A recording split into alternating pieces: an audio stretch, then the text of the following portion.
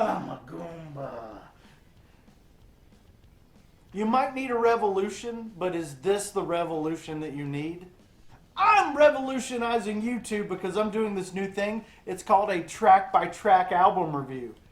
What I'm saying there is that Muse are not revolutionaries.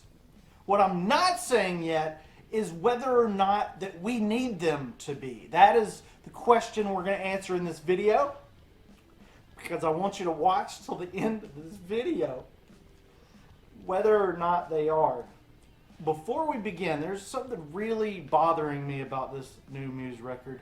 That album cover, it's truly so awful. It is really freaking unbelievably ugly. CG album covers are the worst. Please stop doing them.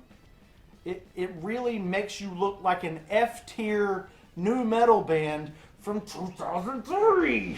Thanks. Please don't do that anymore, Muse. The title track, Will of the People, is 100% The Beautiful People by Brian Warner, otherwise known as Mickey Mouse. You have to hear it. That falsetto reminds me of Green Day's Father of All album, which is probably a strike against this record to you, but for me, it's a plus. So, this song is an electrifying way to open a rock record, and it's fine enough. Compliance gets its message across by being so compliant in painting their song with a bland palette that's been there, seen this movie, bought that TV sound that's been done by musician after musician after musician, every person on the planet. The message didn't change the world the first trillion times, and while I agree with what you're preaching against, it sounds like you've given up. Maybe that's the point of the song, but it's kind of boring to listen to. Okay, let me back up. Liberation is the exact opposite of compliance, so I see what you're doing there. I'm sorry, Muse, I kind of get it now. Liberation does make compliance more enjoyable, but the duality of suckiness and epicness are such a pairing that it should have been built into one track instead of two. You made a crappy song on purpose, and I don't know if that ever works. That's it's like Troll 2. Won't Stand Down is a hard-rocking Muse single, but I have a bit of a gripe against Won't Stand Down as well. I added this song to a playlist or two on Spotify, and I swear, Spotify took this as a go-ahead to play this song every possible opportunity every second of my life.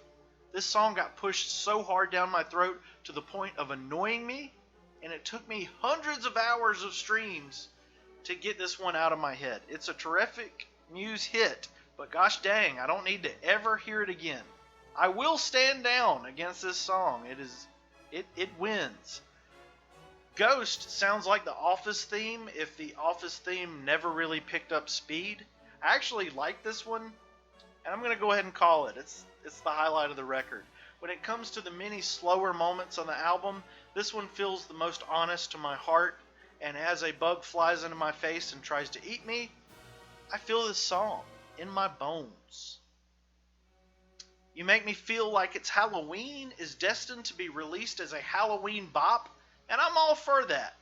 Distorted, grimy dungeon thugginess and a melody that could belong to Britney Spears herself. I'm a bit baffled and amazed by the musical integrity that this song emotes, particularly as this album goes on, and I think you have an idea of what my score is going to be. Do you guys know what my score is going to be yet? Leave in the comments section now, please. K or be K'd goes against Slipknot styles and gets kind of extra nutty on the vocals, which is incredibly interesting and sonically relevant. Fate is drilling me insane as well. Did that mean to say driving me insane? I don't know. It's forcing me to face that I must do something or something. Actually, Muse actually does acknowledge the Slipknot influence, where band members were saying that something was passed up through the generations from their children. And that's interesting. Corey Taylor rules the universe. The will of the Corey, the will of the Corey, the will of the Corey, the will of the Corey, the will of the Corey. Do you listen to the will of the Corey? Verona seems like a very nice young lady. She may come at you like a basic Muse stereotypical song, but she's really a lot more than that. She's got class, she's got style, she's got keys, she's got health issues, but she's also got a really good boyfriend, which turns me into a rage monster and reminds me of this horrifically bitter loneliness. Moving on to Euphoria, because we have to, else risk being sadder and lonelier. Euphoria sees us through to the end of the record, but not quite just yet, my musy friends. Big drums and shrieking whirs on cattle bells. My heart is rambunctious Queen Jambalaya, and vagrant my fuse box to my pistol build. You know what I'm saying? Freddie Mercury gives you a high five. I give you a medium five. Okay? The Will of the People ends on the darkest of dark notes on the explicitly titled song that we can't say the name of. There's Death Stars and all the griminess that you could imagine. This is a black, hopeless, everything is dead into an album. Ultimately, The Will of the People is like that. It's like a hopeless horror show in the not-so-distant future with elements pulled straight from Arcade Fire, Slipknot, and Queen as we see the protagonist chained, abused, distorted, and beaten by the world around him. There's some fun moments in this heck existence, and often it can be puzzling and baffling, but kind of enjoyable to listen to. Do Muse need to be revolutionary? I think they need to revolutionize what they've done with this record. The Will of the People it's a bit lopsided, with the best stuff coming around the halfway mark, and the beginning of the album is kind of a decent enough alternative rock record, but the real meat of the record is in the buffaloes of the Ghost or the hippos of the K or BK'd, the three-toed tree sloths of You Make Me Feel Like Halloween. I always knew I'd say that in a sentence at 36 years old. Muse deserves your applause on their 9th album. And if a particular member deserves the spotlight more than anyone else, I'd give it to drummer Dominic Howard. So here is Dominic Howard's spotlight section of the video before we score the will of the people, the will of the people.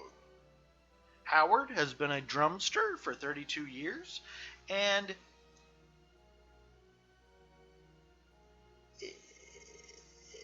he is the best kind of handed, which is left-handed. On a personal note, even though I'm a lefty, I play musical instruments like drums and guitars and keyboards. I play them like a right-handed person. Dominic, lefty left hand, left side person man. Ladies and gentlemen. Dominic, lefty left hand, left-sided person man.